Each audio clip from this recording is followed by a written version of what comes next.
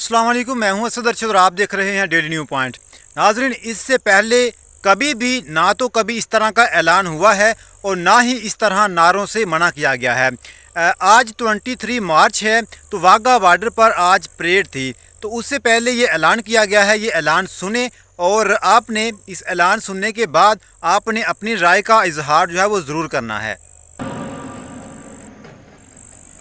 आपसे गुजारिश है कि दौरान परेड कौमी नारों के अलावा किसी भी किस्म का नारा न लगाए।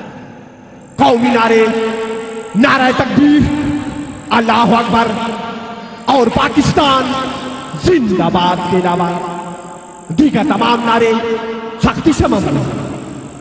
मुअज़्ज़िज़ ख़वातीन व हज़रात, परेड के दौरान या परेड के इख्तिताम पर आप अपनी तरफ से किसी भी किस्म का कोई भी नारा नहीं लगाएंगे। सिर्फ उसी नारे का जवाब देंगे जो हमारी तरफ से लगाया जाए।